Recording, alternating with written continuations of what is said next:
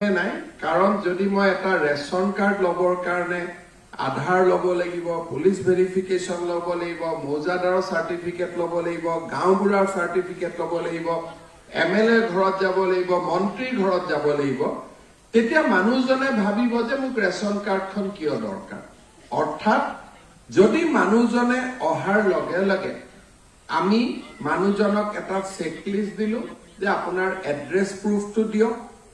আপোনাৰ ইনকাম সাৰ্টিফিকেটখন দিয়ক, আপুনি আহিব নালাগে, ঘৰৰ পৰাই পোৰ্টেলত আপলোড কৰি দিব আৰু আমি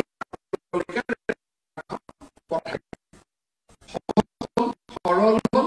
সিম্পল হ'ল। আগতে পুলিচ ভেৰিফিকেশন লব লাগে পাছপোৰ্টৰ কাৰণে,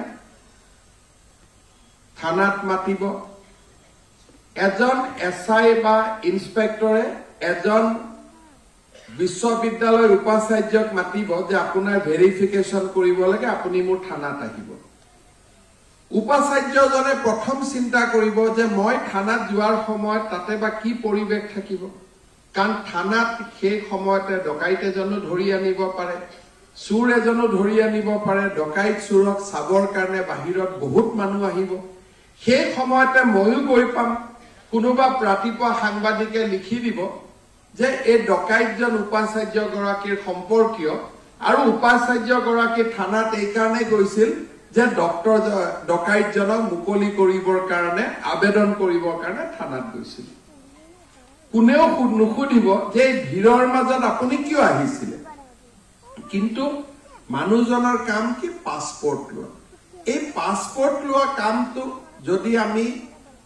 পুলিচৰ মানুহ এজন উপাচাৰ্যগৰাকীৰ ঘৰলৈকে যায়, বহি চাহ একাপ খাই প্ৰয়োজনীয় কথাখিনি এপত লিপিবদ্ধ কৰি দিয়ে,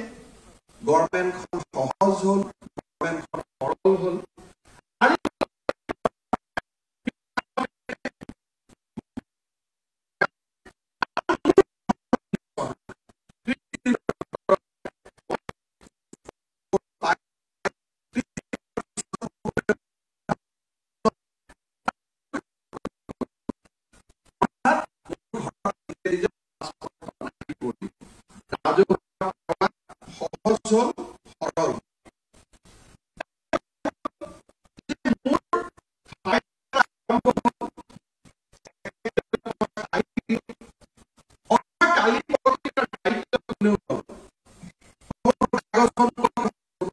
ডেপুটি সেক্ৰেটাৰী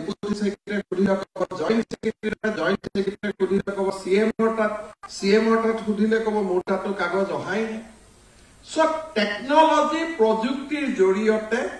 আমি দায়বদ্ধতা যে আচলতে কাৰ টেবুলত কিমান দিন কাগজখন পৰি আছে, সেই টেকনলজিয়ে যেতিয়া দায়বদ্ধতাটো কব পাৰিব, তেতিয়া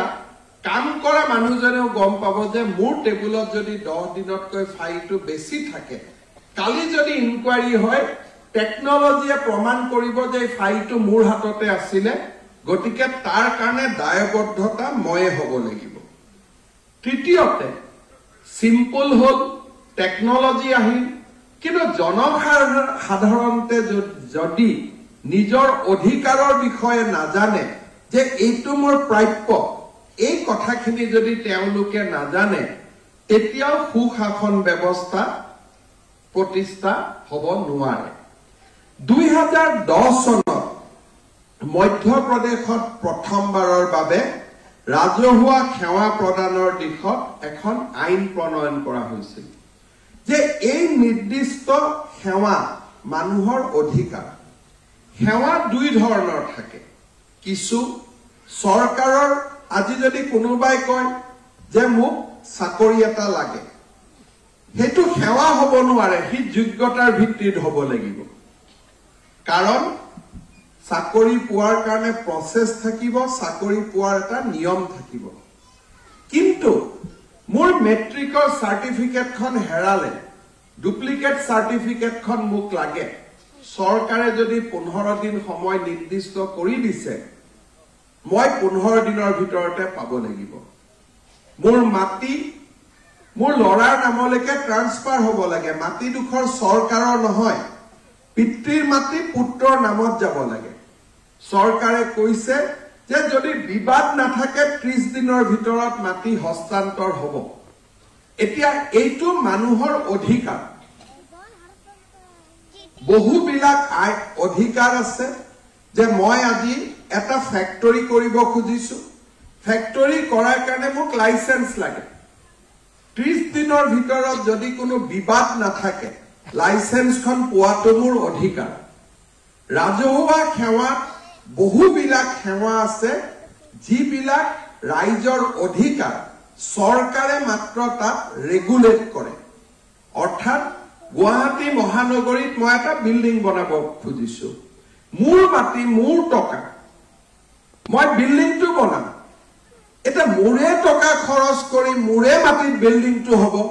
মই জিএমডি অফিচত কিয় যাম অৰ্থাৎ ই মোৰ অধিকাৰ আপোনালোকে মোক ৰেগুলেট কৰিব খুজিছে কৰক কিন্তু যেহেতু বিল্ডিং মোৰ মাটি মোৰ নিৰ্দিষ্ট সময়ৰ ভিতৰত আপুনি মোৰ কামটো কৰি দিব লাগিব যদি আপুনি মোৰ কামটো নকৰে মই নিজে নিজে ঘৰ বনাই লম কাৰণ মোৰে মাটি মোৰে টকা মইতো চৰকাৰৰ মাটিত ঘৰ বনোৱা নাই কাৰণ ই চৰকাৰে ইয়াত কোনো অনুদান দিয়া নাই চৰকাৰে কোনো দান দিয়া নাই মোৰ ল'ৰা এজন মেডিকেল কলেজত জন্ম হল কন্যা মেডিকেল কলেজত জন্ম হল মোৰ ল'ৰাজন ছোৱালীজনী জন্ম হল মই তাক জানো কিন্তু চৰকাৰে কৈছে যে আপুনি এডমিশন ল'ব লাগিলে এখন বাৰ্থ সাৰ্টিফিকেট লাগিব মোক বাৰ্থ সাৰ্টিফিকেট দৰকাৰ নাই কিন্তু চৰকাৰে নিয়ম বনাই দিছে বাৰ্থ সাৰ্টিফিকেট লাগিব কাৰণ মইতো জানো এইজন মোৰ ল'ৰা অমুক তাৰিখে অমুক বজাত জন্মগ্ৰহণ কৰিছে কিন্তু আপুনি নিয়ম এটা লগাই দিলে যে স্কুলত এডমিশন লবৰ কাৰণে জন্মৰ প্ৰমাণপত্ৰ এখন লাগিব যদি জন্মৰ প্ৰমাণপত্ৰখন মোক নালাগে চৰকাৰক লাগে আৰু চৰকাৰক লগা জন্মৰ প্ৰমাণপত্ৰ এখনৰ কাৰণে মই কিয় চৰকাৰৰ ঘৰত যাম চৰকাৰে মোক এখন দি পঠাব চৰকাৰকহে লাগে মুকটো নালাগে অৰ্থাৎ সেৱা এটা বেলেগ আৰু 10 জনৰ মাজত কম্পিটিশন কৰি কিবা এটা সুবিধা লোৱা বেলেগ সুবিধাটো অধিকাৰ নহয় কিন্তু অধিকাৰটো অধিকাৰ অধিকাৰবিলাক চৰকাৰে সময়মতে দিয়াটো চৰকাৰৰ দায়িত্ব জন্মৰ প্ৰমাণপত্ৰ মৃত্যুৰ প্ৰমাণপত্ৰ বিবাহৰ পঞ্জীয়ন মাটিৰ ৰেজিষ্ট্ৰেচন মাটিৰ ভাগ বতৰা কোনোবা এজন মোৰ স্বামী ঢুকালে সন্তানৰ বাবে নেক্সট অফ কিন সাৰ্টিফিকেট এনেকে আমাৰ ৰাজ্যত আমি নটিফাই কৰিব লাগে যে কিমানটো আমাৰ অধিকাৰৰ ভিতৰত পৰে আৰু কিমানটো অধিকাৰৰ ভিতৰত নপৰে 2010 চনত মধ্যপ্ৰদেশ চৰকাৰে প্ৰথমবাৰ ঘোষণা কৰিছিল যে এইখিনি মানুহৰ অধিকাৰ আৰু এই অধিকাৰখিনি টাইমলি চৰকাৰে দিব লাগিব 2010 চনত মধ্যপ্ৰদেশ চৰকাৰে এই আইনখন প্ৰণয়ন কৰাৰ পিছত 2012 চনত অসমেও right to public service act আমি বিধানসভাত গ্ৰহণ কৰিলো কিন্তু সেই আইনখন আমি ৰূপায়ণ নকৰিলো 2019 চনতো ইয়াৰ সংশোধন হল 2024 চনতো ইয়াৰ সংশোধন হল কিন্তু আইনখন আমি ৰূপায়ণ কৰিবৰ কাৰণে আজিলৈকে পৰা নাছিলো অসম চৰকাৰে ইতিমধ্যে আমাৰ সেৱা সেতুৰ জৰিয়তে 725টা বিষয় আমি নাগৰিকৰ অধিকাৰ বুলি ঘোষণা কৰিছো ইয়াতে 64টা বিভাগ আছে সঞ্চালকালয় আছে আৰু 6 শিডিউলৰ আমাৰ কাৰ্বি আলং ডিমা হাছাও বড়োলেণ্ড টেৰিটৰিয়েল কাউন্সিল আছে আৰু ইয়াতে 725টা সেৱা আমি ৰাইজৰ অধিকাৰ বুলি ঘোষণা কৰিছো 725টা সেৱা কি ফ্যাক্টৰী লাইসেন্স ফায়াৰ ব্ৰিগেডৰ লাইসেন্স কাৰোবাৰ বিল্ডিং পাৰমিশন কাৰোবাৰ বিধৱাৰ প্ৰমাণপত্ৰ কাৰোবাৰ মাটিৰ ভাগ বতৰুৱা এনেকে আমি 725টা সেৱা আমি ৰাইজৰ অধিকাৰ বুলি ঘোষণা কৰিছো আৰু প্ৰত্যেকটো সেৱা কিমান দিনৰ ভিতৰত হ'ব লাগে তাৰ সূচী এখনো আমি পোৰ্টেলত দি থৈছো যে এজন যদি ডিসিৰ অফিচত আমি মোৰ দেউতাৰ মৃত্যু হৈছে গতিকে মোক নেক্সটত কিন সাৰ্টিফিকেট এখন লাগে তাক যক এনকে সাৰ্টিফিকেট লাগে কাৰণ সেইখন সাৰ্টিফিকেট নহলে মই দেউতাৰ পেনশনটো পাব নোৱাৰো এটা এই সাৰ্টিফিকেটখন কেই দিনত পাব 30 দিনত পাব লিখা আছে যদি 30 দিনত মই পাব লাগে মই অফিচত কিয় যাম মোৰ যোৱাৰ প্ৰয়োজন নাই আৰু অফিচত যদি মই যোৱা আহা নকৰো পোৰ্টেলত মই আবেদন কৰিছো পোৰ্টেলতে মই ৰিপ্লাই পালো মোৰটো কাৰ্যালয় যোৱাৰ প্ৰয়োজন নাই আজি আমাৰ লাৰ্নাৰ লাইসেন্স এখন কিমান দিনত আমি পাম তাৰ নিৰ্দিষ্ট সময় দিয়া আছে আজি বিভিন্ন ধৰণৰ এনেকে আমি 724টা সেৱা আমি নাগৰিকৰ অধিকাৰ বুলি আমি ঘোষণা কৰিছো এতিয়া এই ঘোষণাও কৰাৰ পিছত আমি সেৱা ক্ষেত্ৰ পোৰ্টেল আৰম্ভ কৰিলো আৰু এই পোৰ্টেলত এতিয়ালৈকে আমি 1,56,00,000 আবেদন আমি গ্ৰহণ কৰিছো অৰ্থাৎ সেৱা ক্ষেত্ৰ পোৰ্টেল আৰম্ভ কৰাৰ পিছত 1,56,00,000 মানুহে এই সেৱাসমূহ বিচাৰি আবেদন কৰিছে ইয়াত দুৰ্গা পূজা পাতিবৰ কাৰণে কোনোবাই অনুমতি বিচাৰিছে সিও এটা সেৱা কোনোবাই মিউজিক্যাল ফাংশন এখন পাতিব অনুমতি খুজিছে সিও এটা সেৱা এনেকে সৰকাৰৰ ঘৰত আমি যিমান আহা যোৱা কৰি থাকিব লাগে সেইবিলাকক আমি সেৱা বুলি গণ্য কৰি সেৱা ক্ষেত্ৰ পোৰ্টেলত আমি 725টা সেৱা আগবঢ়াই দিছিল ইয়াৰ ভিতৰত উদ্যোগ খুলিবৰ কাৰণে অনুমতি ডিআইসি ৰেজিষ্ট্ৰেচন অৰ্থাৎ 64টা বিভাগৰ সেৱা ইয়াত উপলব্ধ আছে ইয়াৰ ভিতৰত 1,56,00,000 আবেদন আমি পালো আৰু আমাৰ চৰকাৰৰ দিনত 1,40,00,000 আবেদন আমি নিষ্পত্তি কৰিছো অৰ্থাৎ এতিয়ালৈকে 90% আবেদন আমি নিষ্পত্তি কৰিছো কিন্তু এই নিষ্পত্তিৰ হাৰ 50ৰ পৰা আমি 73% লৈকেও আমি বৃদ্ধি কৰিছো কিন্তু এতিয়াও আমি চাব যাওঁ যে বহু আবেদন এতিয়াও নিষ্পত্তি নোহোৱাকৈ আছে বহু আবেদন হয়তো নিষ্পত্তি হৈছে কিন্তু আশা কৰা মতে নিষ্পত্তি হোৱা নাই মই এখন সাৰ্টিফিকেট বিচাৰিছিলো অফিচাৰজনে কি কৰিলে যে আপোনাৰ টাইটেলত ভুল আছে গতিকে আপুনি পোৱা নাই বুলি কাগজখন ঠেলা মাৰি নিষ্পত্তি কৰি দিল all disposal may not be যে মোৰ সমস্যাটো সমাধান হ'ল বহু সময়ত মানুহে আমালৈকে যোৱা কালিও ৰাতিপুৱা শোণিতপুৰ জিলাৰ ওপৰত এজন মানুহে মোক হোৱাটছআপত মেছেজ দিলে যে দাদা আজি বহুত দিনৰ পৰা মোৰ মাটিটুকুৰ বিক্ৰীৰ কাৰণে পাৰমিশন খুজিছো পাৰমিশন পোৱা নাই মই ডিসি লৈকে হোৱাটছআপটো ফৰৱাৰ্ড কৰি দিলো ডিসিয়ে মোলৈকে ৰিপ্লাই দিলে যে স্যাৰ আজি কামটো মই কৰি দিলো মই কলো ইমান দিন কিয় হোৱা নাছিল বুলা তেওঁৰ টাইটেলটো গণ্ডগোল আছিল এতিয়া কথাটো হ'ল যে টাইটেলটো যদি গণ্ডগোল আছিল মানুহজনক আমি জনাব লাগিছিল যে আপুনি আহি টাইটেলটো শুদ্ধ কৰি দিয়ক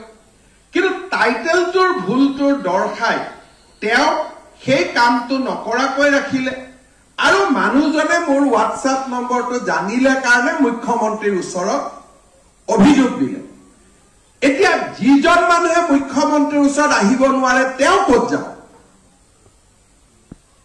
আজি মোৰ আবেদন হৈ গল 1 মাহ হৈ গল 2 মাহ হৈ গল 4 মাহ হৈ গল মোৰ কামটো হোৱা নাই মই ক'ত যাম আজিলৈকে কোনো মানুহে এড্ৰেছ নাজানিছিল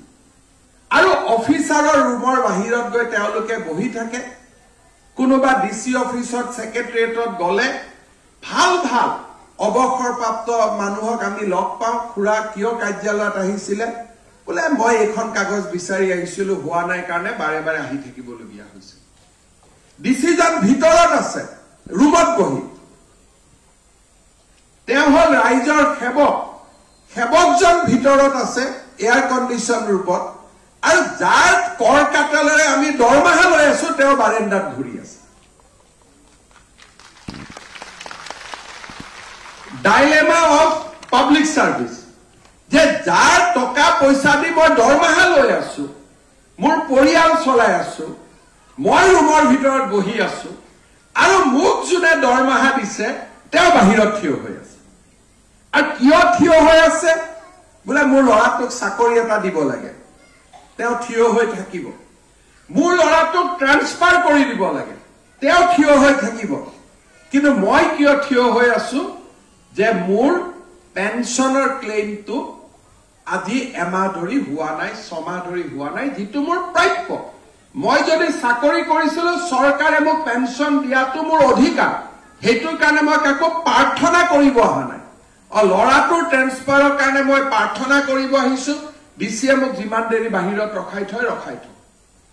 মোৰ ল'ৰাটোক চাকৰি দিব লাগে মই প্ৰাৰ্থনা কৰিব আহিছো মোক যিমান দিন ৰখাই থয় কিন্তু যেটো মোৰ অধিকাৰ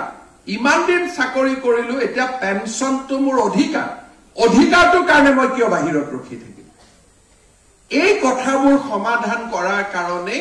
লোকসেৱা আইন অধিকাৰ আইন আমাৰ ভাৰতবৰ্ষৰ 34খন ৰাজ্যত বলবৎ কৰা হৈছিল কিন্তু বলবৎ কৰা হলেও মানুহে ক'ত যাব নাজানাৰ কাৰণে এই আইনখন এখন কাগজৰ বাঘত পৰিণত হৈছিল আৰু আইনখনৰ বিষয়ে মানুহে জনা নাছিল বা আইনখনৰ প্ৰয়োগ হোৱা নাছিল দেশৰ 7খন ৰাজ্যত কমিশন হল যেনেকৈ ইনফৰমেশন কমিশন আমাৰ অফিচাৰ বিলাকে সকলোৱে ভয় কৰে যে ইনফৰমেশন কমিশনে মাতি লৈ যাব যদি ময়ো কেতিয়াবা কওঁ যে এইটো কিয় দি দিলে আৰটিআই ৰিপ্লাইটো এনেকৈ দিলে বোলে স্যাৰ আৰটিআই ৰিপ্লাইটো দিব লাগিব নহলে আকৌ কমিশনে মাতিব নহয় তাৰমানে যেতিয়া ইনফৰমেশন কমিশন স্থাপন হল দেশত তেতিয়াবা আৰটিআই জৰিয়তে মানুহে সব পোৱা হৈ গল আৰু আৰটিআই ভয় সকলোৱে কৰে কেতিয়াবা আমাৰ কিছুমান প্ৰশ্নৰ উত্তৰ দিয়া হয় যত বাহিৰত কেতিয়াবা সমস্যাও কৰে আমি মাতি আনো যে এইটো কিয় এনেকৈ উত্তৰ দিলে এনেকৈ লিখিব লাগিছিল বোলে নাই স্যাৰ 30 দিন পাৰ হৈ গল উত্তৰটো নিদিলে দিগদাৰ আছিল কাৰণে উত্তৰ দিলো বোলে কি দিগদাৰ আছিল বোলে স্যাৰ কমিশনে নোটিস কৰিব নহয় তাৰমানে কমিশনখন থকাৰ কাৰণে আজি আৰটিআই আইনখন আমাৰ দেশত বলবৎ হল আৰু এতিয়া এনেকুৱা এটা পৰিবেশ হল যে কমিশনৰ প্ৰয়োজন নাই আজিকালি কেছে নাযায় কাৰণ যিকোনো আৰটিআই এপ্লিকেশন খুজিলে অফিচাৰে লগে লগে ৰিপ্লাই দিয়ে আৰু আজিকালি ৰিপ্লাইও খুজিব নালাগে পোৰ্টেলতে চৰকাৰে নিজে নিজে কথাবোৰ জনাই দিয়ে যাতে কাকো কোনেও খুদিবই নালাগে আমাৰ ৰাজহুৱা সেৱাৰ অধিকাৰ আয়োগখন নথকাৰ কাৰণে 2014 চনত আইন প্ৰণয়ন হোৱাৰ কৰাৰ পিছতো সুদীৰ্ঘ 10 বছৰ আমি ৰাইজক সেৱা কৰিব পৰা নাছিলো কোনোবাই মন্ত্ৰী তাত আহে মুখ্যমন্ত্ৰী তাত আহে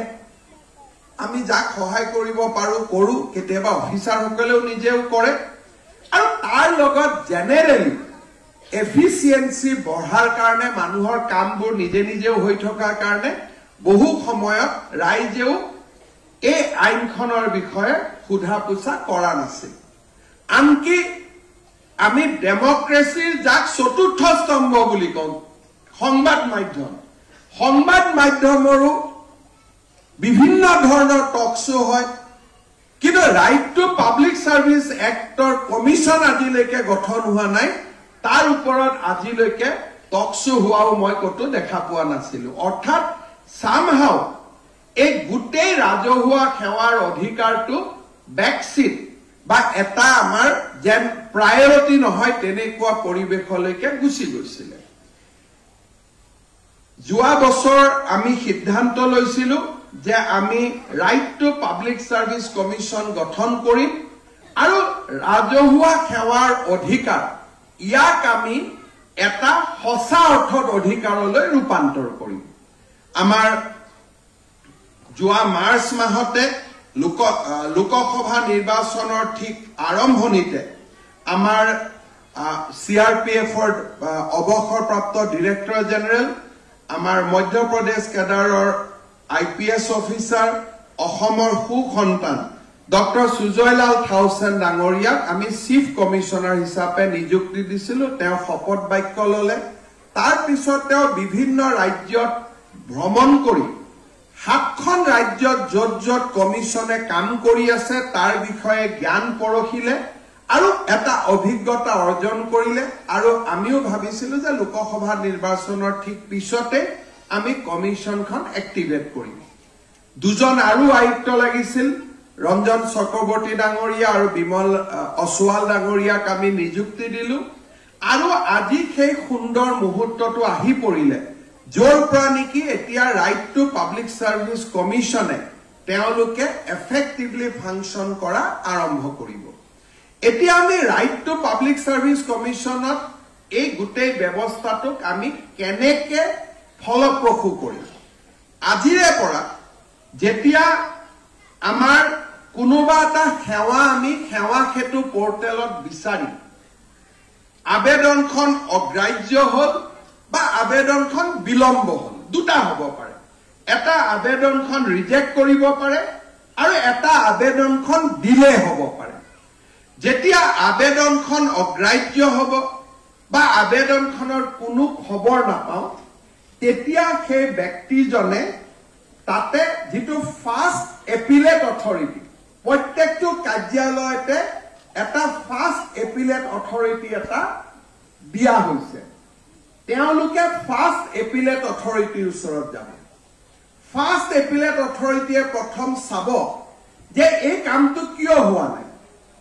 যদি মানুহজনৰ গাতে দুখ, তেওঁ কিবা এটা দিয়া নাই বা যথেষ্ট ফোন কৰি আছো, কথা পাতি আছো, চিঠি পঠাই আছো, মানুহজন অহা নাই বা মানুহজনে সহযোগিতা কৰা নাই, একো সমস্যা নাই। বা চৰকাৰী ৰুলে এই কামটো কৰিব নকয়, কোনো সমস্যা নাই। কিন্তু একো সমস্যা নাই, কামটো কৰি দিয়া নাই। সেই ফাৰ্ষ্ট এপিলেট অথৰিটিয়ে অফিচাৰজনক প্ৰথম ক'ব আপুনি কামটো কৰি দিয়ক, আৰু অফিচাৰজনক 100 টকাৰ পৰা 5000 টকা জৰিমনা কৰিব পাৰিব। সি ডিলিং এছিষ্টেণ্টো হ'ব পাৰে, কাৰণ টেকনলজিৰ কথা মই আগতে ক'লো, টেকনলজিয়ে ক'ব কামটো ক'ত পৰি আছে। আৰু যদি গোটেই কেইজনৰ মিলা প্ৰীতিৰ কামটো নোহোৱাকৈ আছিল, ডিচিৰ পৰা LD জনলৈকে, তেতিয়া এই 100 টকাৰ পৰা 5000 টকাটো কাৰ কাৰ ভাগত পৰিব সেইটো ফাৰ্ষ্ট এপিলেট অথৰিটিয়ে ডিষ্ট্ৰিবিউট কৰি দিব। যে ডিলিং এছিষ্টেণ্টজনক 200 টকা দিব, UD জনে 200 টকা দিব, ডেপুটি ছেক্ৰেটাৰীয়ে 500 টকা দিব আৰু অমুকে 1000 টকা দিব। আৰু এই টকাটো চৰকাৰে নিদিয়ে, অফিচাৰজন আৰু বিষয়া কৰ্মচাৰী দৰমহাৰ পৰা এই টকাটো দিয়া হ'ব। চৰকাৰে এইটো টকা নিদিয়ে, অফিচাৰজনে নিজৰ দৰমহাৰ পৰা এই টকাটো দিব লাগিব, নিজৰ চেলাৰীৰ পৰা দিব লাগিব। বা LD এছিষ্টেণ্টজনে, UD এছিষ্টেণ্টজনে, ডেপুটি ছেক্ৰেটাৰীজনে এতিয়া নিজৰ পকেটৰ পৰা এই টকাটো দিব লাগিব। তাৰমানে আজিৰে পৰা আমাৰ যদি কিবা কাম হোৱা নাই, আমি ডিচিৰ ৰুমত গৈ তেওঁক ৰিকুৱেষ্ট কৰি থাকিব নালাগে যে মোৰ কামটো কিয় হোৱা নাই। কাম বুলি ক'লে চাকৰি খোজাটো কাম নহয়, ট্ৰান্সফাৰটো কাম নহয়। এই 763টা সেৱা যিটো আমাৰ অধিকাৰ, সেই অধিকাৰ কেইটা যদি আমাৰ হোৱা নাই, আমি প্ৰথম পঞ্জীয়নভুক্ত ফাৰ্ষ্ট এপিলেট অথৰিটিৰ ওচৰত যাম। যদি ফাৰ্ষ্ট এপিলেট অথৰিটিজন আমাৰ কাম কৰি দিয়া নাই, তেওঁ নুশুনিলে, তেতিয়া আমি ছেকেণ্ড এপিলেট অথৰিটিৰ ওচৰত যাম। আৰু ছেকেণ্ড এপিলেট অথৰিটি যি ডিপাৰ্টমেণ্টে নটিফাই কৰিব, তেওঁৰ ফাইন দিব পৰা ক্ষমতা হ'ব প্ৰথমজনৰ 1000 পৰা 5000 টকা, দ্বিতীয় এপিলত গ'লে ফাইন দিব পৰা ক্ষমতা হ'ব 100 টকাৰ পৰা 7000 টকা। যে তেওঁ ছেকেণ্ড এপিলেট অথৰিটিজনে ক'ব যে এই গোটেই ব্যৱস্থাটো দিলে হ'ল, ফাৰ্ষ্ট এপিলেট অথৰিটিজনেও কামটো নকৰিলে, গতিকে এইবাৰ 7000 টকা ফাইন হ'ব। হয়তো ফাইনৰ এটা পৰ্চন ফাৰ্ষ্ট এপিলেট অথৰিটিজনেও পকেটৰ পৰা দিব লাগিব, কাৰণ তেওঁ পেলাই থৈ দিলে। ছেকেণ্ড এপিলেট অথৰিটিজনে ফাইনটো ডিষ্ট্ৰিবিউট কৰিব। এতিয়া ফাৰ্ষ্ট এপিলেট অথৰিটি আৰু ছেকেণ্ড এপিলেট অথৰিটি দুইজনে আমাৰ বিষয়া, অৰ্থাৎ প্ৰত্যেক অফিচতে তেওঁলোক কৰ্মচাৰী বা বিষয়া। গতিকে ডিচিৰ ওপৰত এতিয়া কোনে ফাইন দিব? ডিসি অফিসৰেতো এজন এডিসি ফাৰ্স্ট এপিলেট অথৰিটি হ'ব গতিকে ফাৰ্স্ট এপিলেট অথৰিটি জনে ডিসিকটো ফাইন ধৰিব নোৱাৰিব এই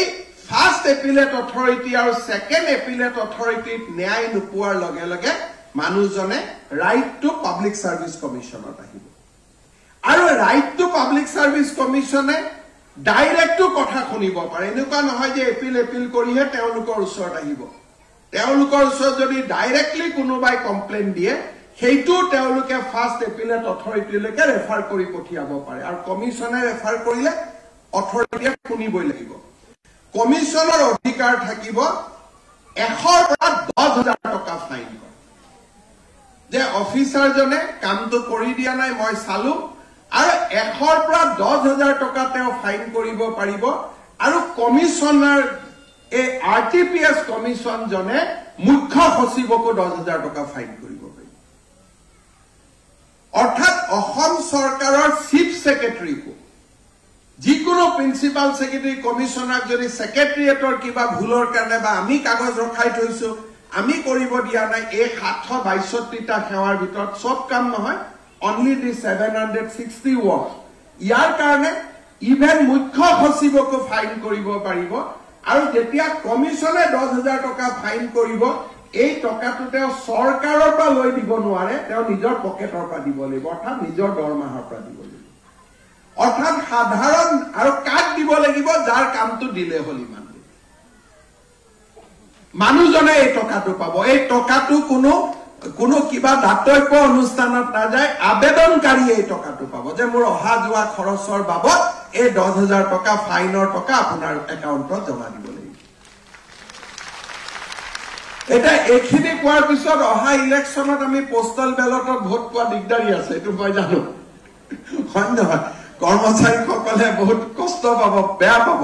কিন্তু বহুত মানুহে ভাল পায় আৰু এই কামটো ইতিমধ্যে 7খন ৰাজ্যত চলি আছে 7খন ৰাজ্যত এই ব্যৱস্থা চলি আছে আৰু এই ব্যৱস্থাটো যদি আমি ভাল কৰি চলাব পাৰো এই 770টা সেৱা এনেকুৱা যিখিনি ৰাইজৰ অধিকাৰ ইয়াত কোনো গণ্ডগোলীয়া সেৱা একো নাই মোৰ ল'ৰা জন্ম হৈছে বাৰ্থ সাৰ্টিফিকেটখন পাব লাগে মোৰ দেউতাৰ মৃত্যু হৈছে ডেথ সাৰ্টিফিকেটখন মই পাব লাগে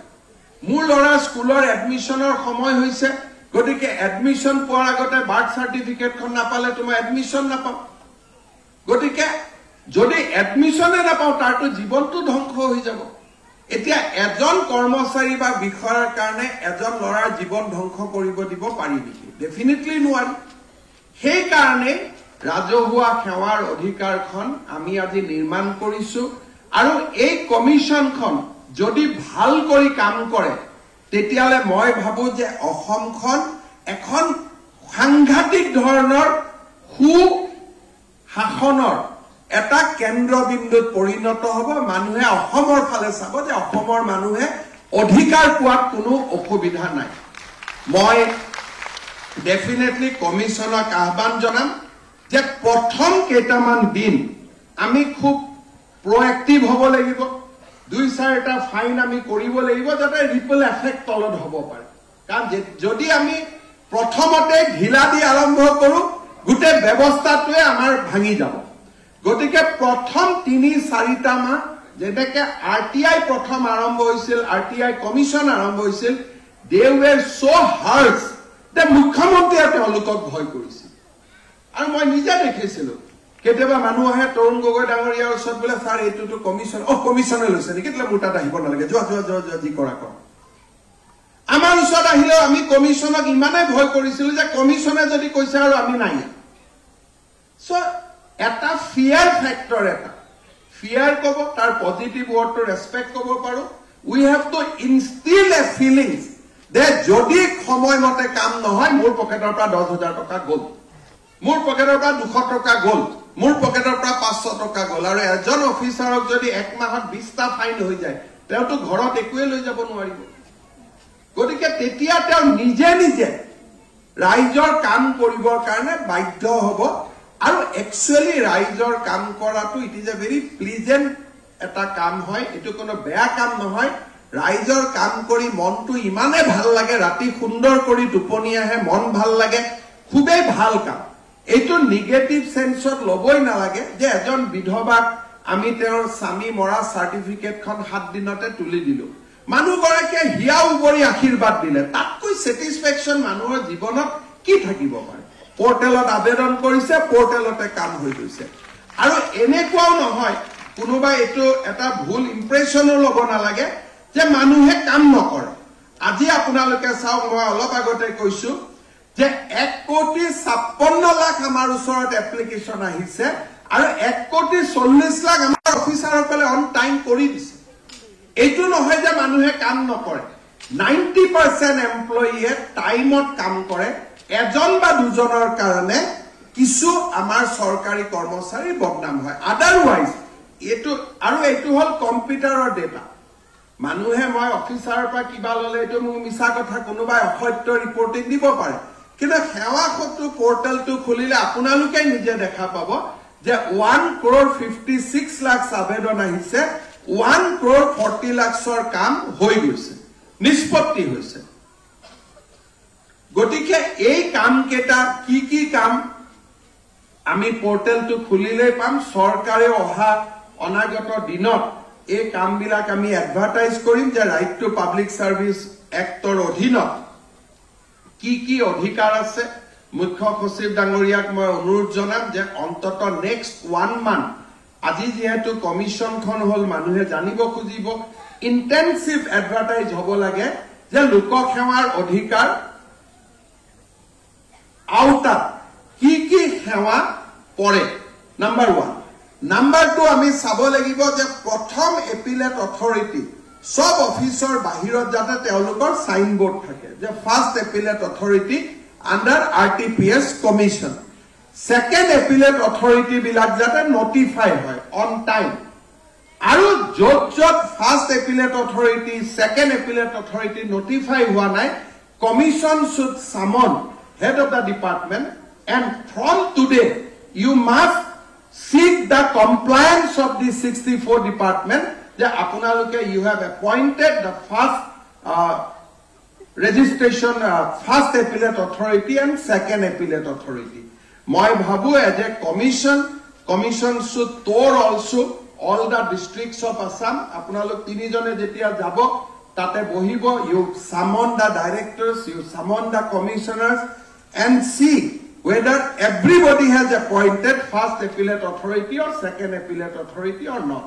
Aru ji khokole amar usor direct obhijog dibo ami obhijog to dispose nokori je you have not come through the first and second appellate authority you should refer the complaint rather back to the first and second appellate authority jate teolukor kam bilak khonkale hobo pare and if we work 1 or 2 year intensively তেতিয়া আপোনালোকে দেখা পাব এটা সময় যে আমাৰ ওচৰত কোনো কেছ নাহে আমাৰ ইয়াতে চিফ ইনফৰমেশন কমিশনাৰ বহি আছে মই জানো যে তেওঁলোকৰ হাততো আজি বহুত কেছ নাই আৰু আগত এটা সময় it was such a busy organization but citizen picked up এটা সময় অফিচাৰ বেলেও picked up এটা কোনোবাই কমপ্লেইন কোনোবাই আৰটিআই বিচাৰিলে অফিচাৰজনে লিখি থৈ দিয়ে আজি 1 তাৰিখ হল 30 তাৰিখৰ ভিতৰত দিমে গতিকে 30 দিয়ে যদি দিয়ে কমিশনৰ ওচৰত কোনো যাবই নালাগে অসমত আমি যিমান কেটা এনেকুৱা একাউন্টেবিলিটি কমিশন কৰিছো whether right to information commission police accountability commission everybody has worked beyond our expectation আজি অসম পুলিচৰ প্ৰত্যেকজন অফিচাৰে পুলিচ একাউন্টেবিলিটি কমিশনক ভয় কৰে everybody কাৰণ তেওঁলোকে অৰ্ডাৰ কৰি দিয়ে যে draw DP a DP draw korile promotion bon hoigo so it has created a long term impact on the police force RTI has created a long term impact on the information sharing with the people and RTPS if we act properly it can change the entire governance system and Assam can proudly acclaim the leadership role in good governance all depends আজি মই এই তিনিজন ব্যক্তিকে গামুছা পিন্ধাইছো ফুল দিছো not to appreciate them মোৰ এটো স্বভাৱে নাই যে তেওঁলোকক কিবা সন্মানিত কৰিব লাগে মই এই কাৰণে সন্মানিত কৰিছো so that they feel the accountability we have bestowed upon them যে আজি অসমৰ ৰাইজে তিনিজন ব্যক্তিৰ ওচৰত এটা অধিকাৰ দিছে আৰু that power, that responsibility has to be discharged. Personal glory karne prithibit ekku kam nohoy. The glory should come to the society. Glory should come to the state. Glory should not come to me personally. Amar bahut byakti ase moi dekhu the retirement or pisot they become so wiser. But heijon manuhe jodi sarkarat thakote iman kam korile eta retirement or pisot teo application loi kotu ahiboi na lage. I met a PHC commissioner who after retirement has come for water connection for his house. Je mur ghor pani dim pani mur suburi pani poa nai boli mur sor kagoj loi aise. Tete moi ta koisu je apuni eto PHC commissioner asil. Why you have not done that during your tenure? Orthat it is nothing for personal glory. A system can change the entire outlook. Aru amar etu kotha nai যে এইটো কৰোতে কোনোবাই ভয় খাইছে এই ফাইলটো officer সকলে আগবঢ়াই দিছে আইনখনো অফিসাৰ সকলে ড্ৰাফট কৰিছে that means they are now ready to take the challenge এটোটো মই বনোৱা ফাইল নহয় মইটো নোট লিখা নাই মইটো আইডিয়া জানা নাই all these ideas has come through our officers only that means they are mentally ready assembly debate hoise every people are aware that yes enekwa ekhon ami kaam koribo goi asu aru ei ainkhon moi bhabu je good governance or eta mailor khuti hobo pare ami jodi khub bhal kori ei ainkhon ami pronoyan koribo paru moi punor ebar তিনিজন আয়ুক্তকে আজি দিনটোত অভিনন্দন জনাইছো আৰু অসমৰ সৰকাৰি কৰ্মচাৰী সকলক এই গুটে ব্যৱস্থাটোক মই পজিটিভলি লবৰ কাৰণে আহ্বান জনাম কালিৰ পৰা এটো আলোচনা হ'ব না লাগে যে মুখ্যমন্ত্ৰী আমাক খসাই দিলে এতিয়া কামটো নকৰিলে পইচা দিব লাগিব কাম কৰাটোই আপোনালোকৰ কাম we pay you salary we means not me the people of Assam pay you salary for কাম কৰাৰ কাৰণেটো দিয়ে কাম নকৰাৰ কাৰণেটো কাকো salary নিদিয়ে কাম কৰাৰ কাৰণেহে আমি দৰমহাটো পাওঁ সেই কথাটো আমি পজিটিভলি লব লাগে we should be very positive আৰু মই দেখিছো যে কামখিনি কৰা ইমান টানু নহয় কাৰণ আমিটো অলৰেডি 1.5 কোটি কাগজ আহিছিল 1 কোটি 40 টো কৰিয়ে দিছো the same officer who can discharge 1.4 lakhs application they can dispose another 10 lakhs are disposal মানে এনেকুৱা নহয় যে কামটো কৰিয়ে দিব লাগিব যদি নীতি মতে কৰিব না লাগে ৰিজেকশন ইজ অলসো এ ডিসপোজাল যে এই কামটো কৰিব পৰা না যায় বহুতে বিয়াৰ এপ্লিকেশন কৰে কোট বিয়া পাতিব হাইওয়েটোৰ ওপৰতে কোট বিয়া পাতিব ৰাস্তাৰ ওপৰতে so that application will be rejected যে ৰাজহুৱা মাটিত আপোনাৰ কেনেকে বিয়া পাতিব সো সেই ৰিজেক্ট কৰাটো এটা ডিসপোজাল কিন্তু মোৰ ঘৰৰ নিজৰ মাটিৰ ভিতৰত মই বিয়া পাতিম পাৰমিশনটো খুজিছো হেতু ডিসপোজাল হলেটো ফাইন দিব লাগিব যদি হেতু আমি ৰিজেক্ট কৰি দিও এই কথাখিনিকে সালি জাৰি সাব কোনে the first appellate authority second appellate authority and the commission itself যাতে জুডিশিয়াস হয় আৰু কোনে সালি জাৰি সাব যি আমাৰ সৰকাৰতে এসময়ত কাম কৰিছিল আজি কমিশনৰ out of 3 member to have worked from inside the system গটিকা আমাৰ ভয় খাব লাগে একো কথা নাই তেওঁলোকে ৰুল জানে আইন জানে যেটো কৰিব পৰা নাই so in my eyes rejection is also a disposal কৰি দিয়াটো এটা disposal but keeping pending for eternity is a crime হেইটোৰ পৰা আমি বাচিব লাগে আৰু হেইটোৰ কাৰণে আজি এই গুটেই প্ৰচেষ্টা মই পুনৰ এবাৰ RTPS Commission লোক সেৱাৰ অধিকাৰ আয়োগক অসমবাসী ৰাইজৰ সেৱাৰ বাবে মই উৎসৰ্গা কৰিছো আৰু অসমৰ সৰকাৰি কৰ্মচাৰী সকলক অত্যন্ত ইতিবাচক দৃষ্টিভংগীৰে ৰাইট টু পাব্লিক সাৰ্ভিস কমিশনক সেৱা কৰাৰ বাবে ৰাইট টু পাব্লিক সাৰ্ভিসক সন্মান কৰাৰ বাবে মই আহ্বান জনাম আৰু কমিশনক সকলো প্ৰকাৰৰ সহযোগিতাৰ বাবে মই আহ্বান জনাম আজি দিনটো আমাৰ বাবে খুব আনন্দৰ দিন যোৱা 4টা বছৰ সৰকাৰ চলাই বহুতো মাইলৰ খুটা আমি অতিক্ৰম কৰিছো আমাৰ সৰকাৰখনৰ সফলতাত আজি দিনটো এটা অত্যন্ত প্ৰাপ্তিৰ দিন পূৰ্ণতাৰ দিন মই আটাইকে অভিনন্দন জনাই মই মোৰ বক্তব্যৰ সামৰণি মাৰিছো ধন্যবাদ জয় হিন্দ বন্দে মাতৰম ৰাজু